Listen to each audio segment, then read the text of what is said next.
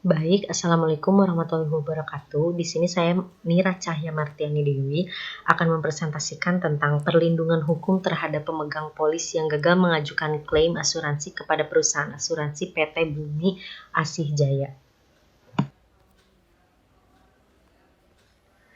Dari contoh-contoh kasus di atas dapat dilihat bahwa perusahaan asuransi, khususnya asuransi jiwa, amat rentan terhadap terjadinya masalah keuangan yang menimpa usahanya, hingga akhirnya di tengah jalan harus dicabut izin usahanya.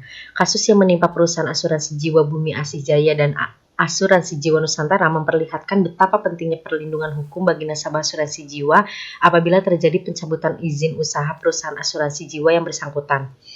Karena dengan dicabutnya izin usaha tersebut, maka perusahaan asuransi jiwa tersebut tidak dapat menjalankan kegiatan usahanya, sehingga menjadi terhambat pertanggungan yang seharusnya diberikan kepada para nasabah asuransi jiwa yang mencairkan klaimnya. Tidak sedikit yang belum mendapatkan kejelasan atas klaim asuransi yang seharusnya didapatkan. Salah satu nasabah asuransi jiwa PT Bumi Asih Jaya di Aceh misalnya, Bapak M. Yusuf Ali, sudah 9 tahun melakukan pembayaran premi dari tahun 2004 hingga 2013 dengan pembayaran sebesar 600.000 per bulan, namun tiba-tiba mengetahui PT Bumi Asih Jaya sudah dicabut izin usahanya sejak Oktober 2013.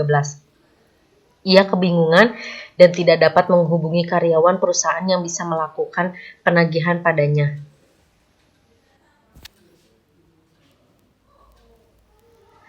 Alat analisis yang saya gunakan ada dua. Yang pertama, interpretasi hukum. Interpretasi hukum atau penafsiran hukum sendiri adalah suatu upaya menerangkan, menjelaskan, menegaskan baik dalam arti luas maupun sempit pengertian hukum yang ada dalam rangka penggunaannya untuk memecahkan persoalan yang sedang dihadapi.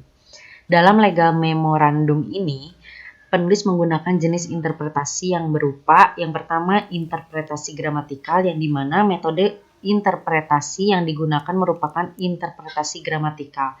Menurut Andi Hamzah, gramatikal ini adalah interpretasi gramatikal adalah interpretasi yang didasarkan kepada kata-kata dari undang-undang. Jika kata-kata undang-undang sudah jelas, maka harus diterapkan sesuai dengan kata-kata itu walaupun seandainya maksud pembuat undang-undang itu lain.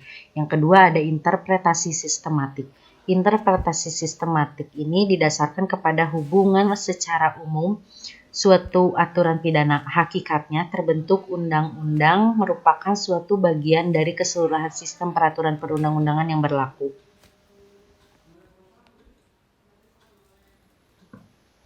Identifikasi fakta hukum. Yang pertama, bagaimana tindakan pemegang polis asuransi yang gagal mengajukan klaim asuransi kepada perusahaan asuransi PT Bumi Asih Jaya.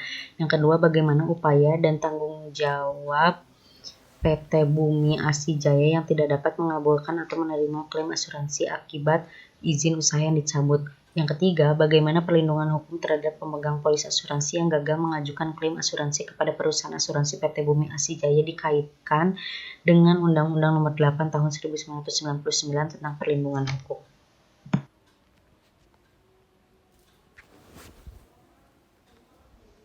Penelusuran dokumen atau aspek legal, research and legal audit.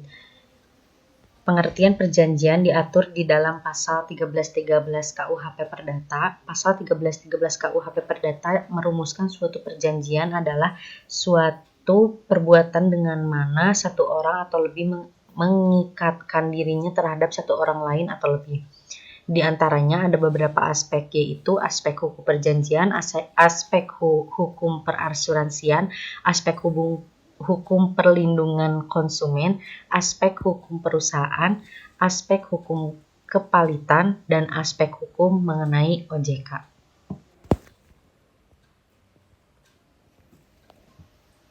Ulasan hukum di sini terdapat tindakan pemegang polis asuransi yang gagal mengajukan klaim asuransi kepada perusahaan asuransi PT Bumi Asih Jaya. Kedua, upaya dan tanggung jawab PT Bumi Asih Jaya yang tidak dapat mengabulkan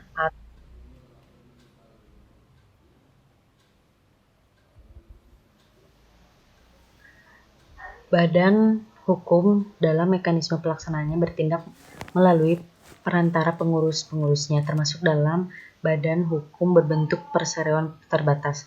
Berdasarkan pasal 1 angka 5 Undang-Undang Nomor 40 Tahun 2007 tentang Perseroan Terbatas, selanjutnya disebut sebagai Undang-Undang Perseroan Terbatas. Organ perseroan yang berwenang dan bertanggung jawab penuh atas pengurusan perseroan untuk kepentingan perseroan sesuai dengan maksud dan tujuan perseroan adalah direksi. Direksi juga berwenang untuk mewakili perseroan baik di dalam maupun di luar pengadilan sesuai dengan ketentuan dalam anggaran dasar.